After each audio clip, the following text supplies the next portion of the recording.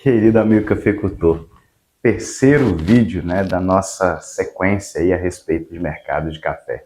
E, como no vídeo de anteontem e ontem, hoje nós continuaremos com esse assunto, com o nosso bate-papo com o Daniel Prado, da Prado e Abreu Consultoria. Eu convido você, né, para dar aquele joinha para a gente, que faz muita diferença, é muito importante para nós.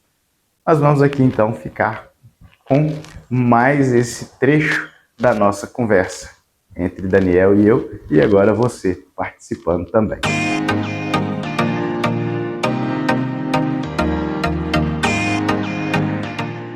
Aí, Michel, você vai me perguntar, e o café? Vai subir? Essa pergunta tá na ponta da língua aqui, cara. Nossa, essa é a pergunta que não quer calar, né? Café, né? Mas antes de eu fazer essa pergunta, tenta explicar, se é que tem explicação, por que desse momento que nós estamos vivendo agora, esse superávit, né, se nós podemos falar assim, no preço do café. O que tem levado o café nesse momento que nós estamos vivendo agora, né? E geralmente início de colheita, né, já começa a decrescer o preço, porque já vai chegando produto no mercado. Por que dessa alta, né? Nós temos informações aí, produtor recebendo, né, R$ 1.250 até R$ 1.300 na saca que está comercializando agora, né? O que justifica essa elevação dos preços? Michel, a gente acompanha muito o mercado e acompanha muito o custo. É uma das coisas que a gente tem que ter, o produtor tem que ter em mente. Às vezes a gente vê alguns falando, né? A café vai para R$ 600. Olha, pode até ir R$ 600, mas ele vai por pouco tempo. Porque se você for ver pela lógica, hoje, com custo de produção, se ele for a R$ 600, não tem produtor. E aí toda essa cadeia longa do café que existe, ela deixa de existir. Então, quem está lá usufruindo, vivendo, né, uma cafeteria que vive do café, né, se não tiver o cafeicultor, então ela paga mais por isso. Então, o café ele tem essa particularidade, mesmo ele não sendo um alimento essencial, ele é um alimento que ele muda muito pouco o consumo, mesmo se ele subir um pouco o preço. Se ele sobe um pouco o preço, não cai muito o consumo. E se ele cai o preço, né, até um certo limite, ele não aumenta o consumo. Então isso é importante a gente entender. Então quando a gente fala que tem superprodução no mundo, a gente está falando 3 milhões de sacos num consumo de 170. Você ter 3 milhões a mais, nós falando 2%, 3% a mais de produção, já gera uma superprodução, porque ninguém vai consumir mais essas 3 milhões, vai sobrar para o estoque. E a mesma coisa acontece se falta. Está faltando 3 milhões, notícia vai faltar 3 milhões, o mercado já tenta remunerar isso antes, para garantir, porque não vai deixar de consumir por causa dessa alta. Uhum. Então, mas quais são as notícias que a gente tem hoje? O Arábica, produção normal, dentro do consumo, a gente não esperava um preço muito alto, muito diferente na casa dos R$ 1.000. Por que a gente não esperava menos do que isso? Porque se o custo está 800, se a grande maioria está disposta a vender a 20%, R$ 960, então ele iria ficar oscilando nesse valor. Entendemos nisso? Quando viu, você pessoal? Fala, a grande maioria é os produtores que produzem mais quantidade, né? Mais quantidade, aquela representação dos 5%. 5, que a gente pega os 20% ali, né, que é os grandes e médios produtores. Nós estamos falando aí que eles estão dispostos a vender a R$ 1.000. É uma margem de lucro interessante para eles. Quando a gente pega, então, menos do que isso é muito difícil. Ele pode ir por alguns fatores, questão de bolsa, né, de informação de produção, mas se ele for, ele volta rápido. 2, 3 meses, ele volta. Né? Então a gente tem que estar preparado, porque se ele chegar nesse período, igual foi ano passado, ele chegou a 720. Sim. E a gente falava com os produtores, calma, esse mercado vai voltar, porque senão não vai deixar de existir cafeicultor. Então a gente tem que entender isso. Então por isso é importante saber custo, sabe, Michel? Porque a gente tem que entender que nenhuma atividade se mantém no prejuízo. Então, se eu sei meu custo, eu tenho segurança. Se eu sei o custo da maioria, né, eu tenho uma segurança maior ainda, porque eu sei até onde que o mercado vai. é onde que ele vai ficar flutuando. Mas o que fez o Arábica ir lá para cima? O Conilon, né, a gente tem aí problemas no Vietnã de fornecimento, ele é o maior produtor do mundo de Conilon, e questões climáticas, né, questão de... Nós estávamos tendo atentado lá no canal de Suez, que vem afetando esse escoamento, e o preço que estava sendo oferecido aos produtores do Vietnã não estava tão atrativo, então a gente não viu um investimento tão alto. Então, o principal fator que a gente viu essa alta no café foi por causa do Conilon. E o Conilon ele subiu por uma informação de baixa oferta. O consumo não mudou, vem aumentando aos poucos. E a oferta do café do Vietnã é um pouco baixa. Não é coisa muito exagerada não, Michel. Nós estamos falando aí, cai 3 milhões, 4 milhões de sacas, tá?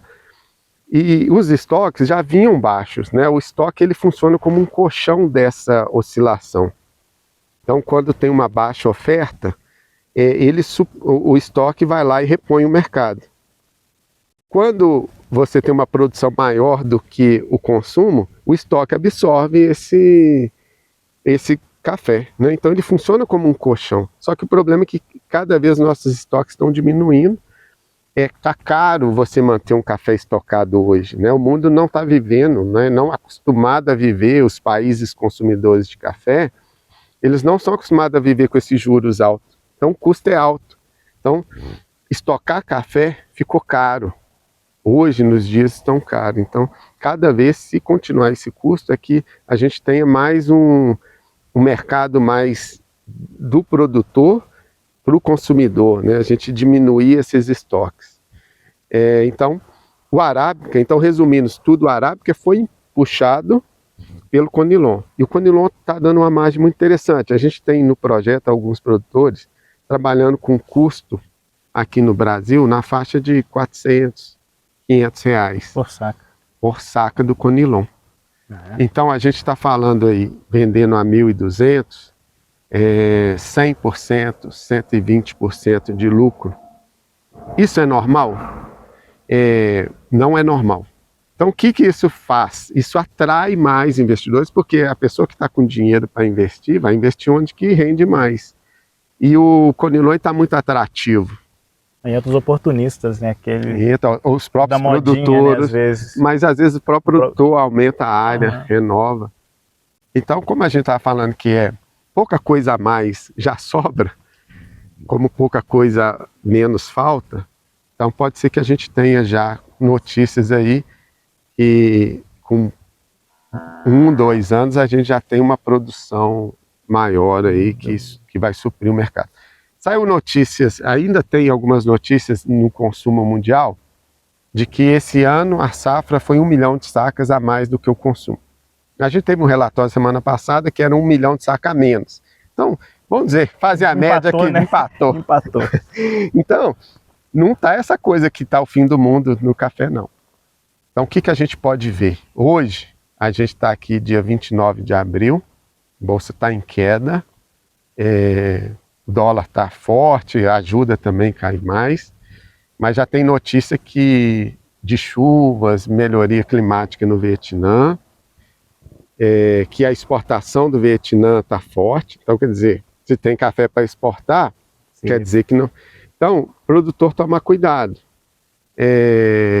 A gente pode ser que a gente tenha aí queda de café e ele não vai se manter. Eu posso falar com você que ele vai cair.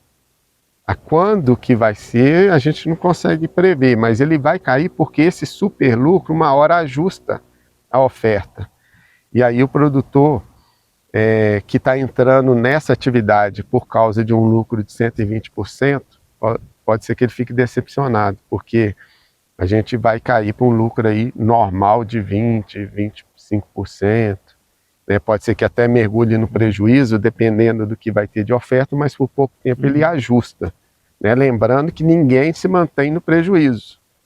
Não existe um mercado no prejuízo. É interessante que em 2021 aconteceu algo similar, né? Que começou os preços, a gente até conversando há um tempo atrás, né? Se a gente pegar os gráficos, né, mês a mês, você vai ver uma curva ascendente do preço do café, né? Então, mas também foi aquele negócio, né? Muita gente, não, vai bater 1.300, 1.400, o café foi a 1.500, né? Só que da noite para o dia também voltou para casa dos 1.200 e alguma coisa ali, 1.280, 1.250.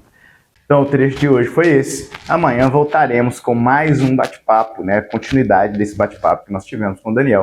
Então, você que assistiu desde a segunda-feira até o dia de hoje, não vai ficar de fora no dia de amanhã, né? Por favor, então retorne ao nosso canal, deixe aí as notificações ativadas para que o YouTube possa te avisar na hora que nós fizermos a postagem do quarto vídeo. Então, fique ligado. Antes de dar tchau, quero convidar você, né, para curtir, né, mais uma vez, se você ainda não fez, curta esse vídeo, é importante. O YouTube vai entregar para mais pessoas. Também compartilhe esse conteúdo, compartilhe o nosso canal com mais pessoas que amam o café como você e eu amamos. E outro detalhe, participe conosco, né, aí nos comentários. Através do comentário é uma forma de você interagir conosco, participar conosco, e o seu comentário não vai ficar sem respostas. A gente sempre, né, acolhe e responde os comentários que vocês colocam aí. Então, amanhã, se Deus quiser, estaremos novamente juntos para que nós possamos dar continuidade nesse bate-papo, nesse assunto de comercialização. Forte abraço, fiquem com Deus e até amanhã.